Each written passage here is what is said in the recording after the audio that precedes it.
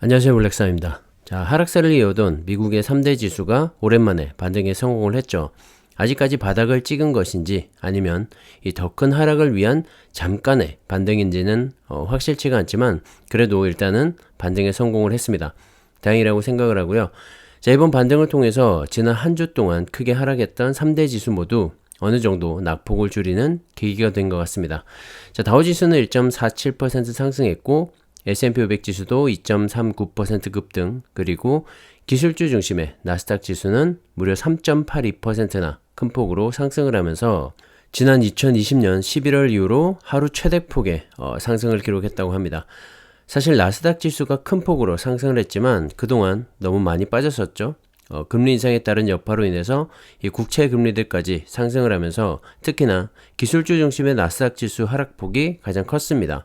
자, 그래서 큰 폭의 반등이 반가웠고요. 자, 이렇게 상승을 하면서 지난 한 주 동안 다우지수는 2.1% 하락했고 S&P 500 지수는 2.4% 하락, 그리고 나스닥 지수도 2.8%로 주간 낙폭을 줄이면서 마감을 했죠. 하지만 이 다우지수는 2001년 이후 20년 만에 가장 긴 7주 연속 하락이라는 불명예를 안아야 했고요.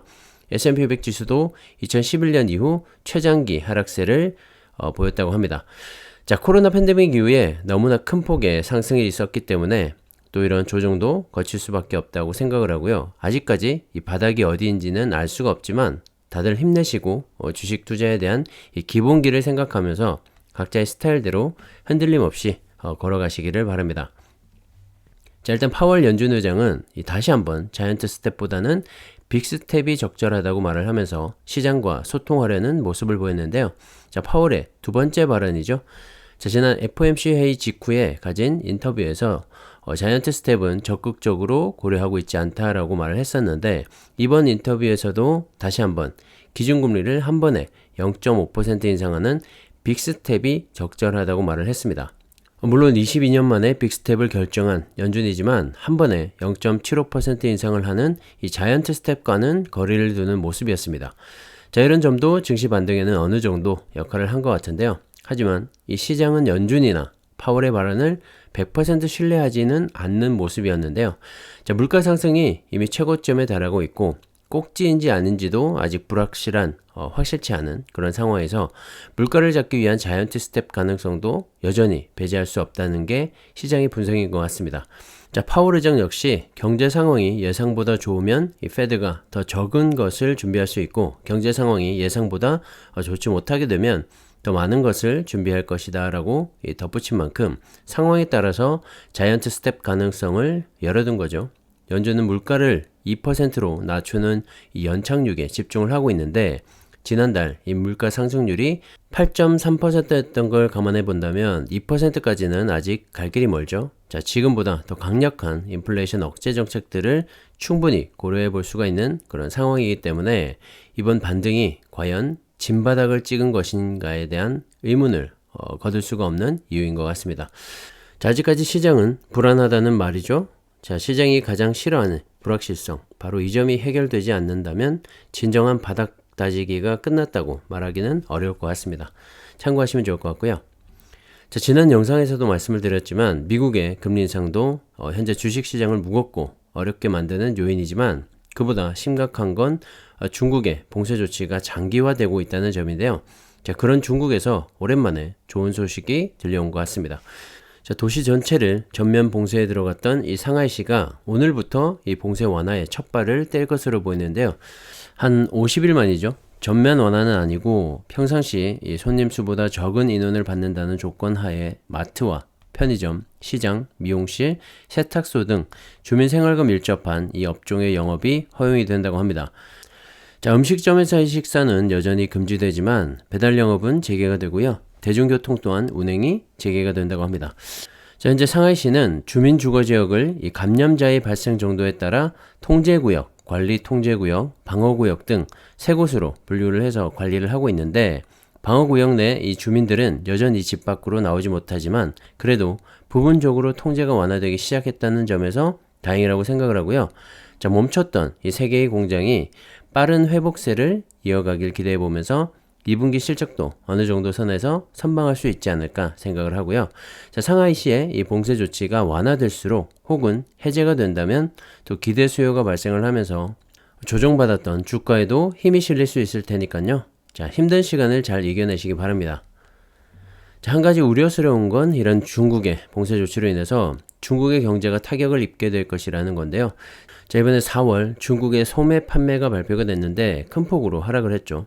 전년 동월 대비 11.1% 하락을 했는데 지난 3월 하순부터 상하이, 선양 등 이 수십 개 도시에서 전 지역 봉쇄와 일부 지역 봉쇄를 했고 매장과 공장 등의 운영 또한 중단이 된 상태였기 때문에 산업 생산과 소매 판매는 타격을 입을 수밖에 없었고요. 자, 어느 정도 예상된 결과이지 않나 생각을 합니다. 자, 중국은 이 올해 GDP 성장 목표치를 5.5%로 잡고 있는데 코로나 봉쇄 조치가 장기화된다면 이 5.5%도 어려운 상황이죠. 자, 중국의 경제가 힘들어지게 되면 또 전 세계 이 경제에 미치는 영향이 적지 않기 때문에 여러 가지로 악재가 될 것 같고, 자, 그렇기 때문에 하루빨리 일상으로의 회복이 시급한 상황인 것 같습니다.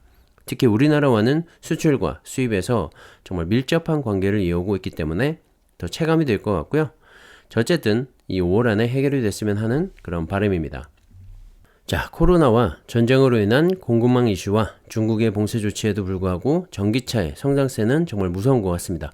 자, 글로벌 자동차 시장이 9% 감소한 가운데 글로벌 1분기 이 전기차 판매량은 전년 대비 76%나 증가를 한 197만 대를 판매했다고 합니다. 하지만 전기차 침투율은 10%로 이 전분기 대비 소폭 하락을 했는데요. 그래도 이 최근에 대외적인 악재를 감안해 본다면 선방을 한 거죠.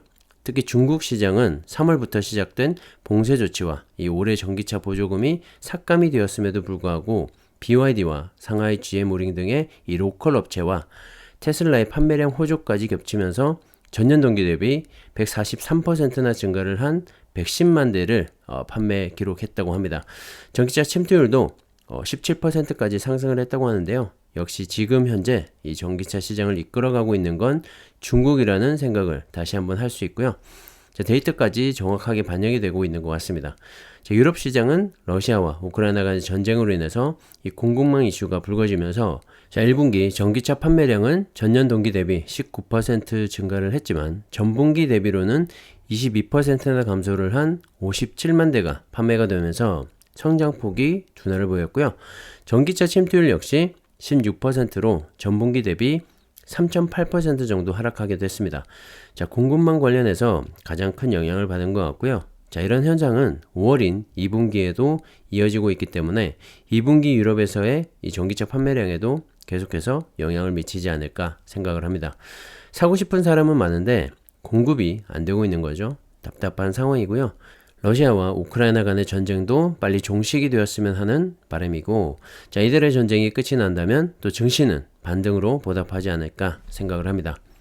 자, 그리고 미국 시장을 보면 역시 지난 1분기 테슬라의 판매량에서도 알 수 있듯이 큰 폭으로 성장을 했습니다. 전년 동기 대비 63%, 그리고 전분기 대비로도 5%나 증가를 한 22만 대를 판매하면서 또다시 사상 최대치 판매를 경신했죠.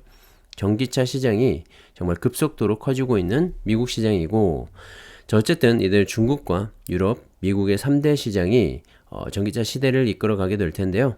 내연기관차의 판매 부진과는 달리 매분기 이 판매량이 증가를 하고 있기 때문에 전기차를 비롯한 이 배터리 산업의 미래는 정말 밝을 수밖에 없다고 생각을 하고요. 자, 꾸준한 중장기 투자로 대응하는 것이 맞지 않나 생각을 합니다.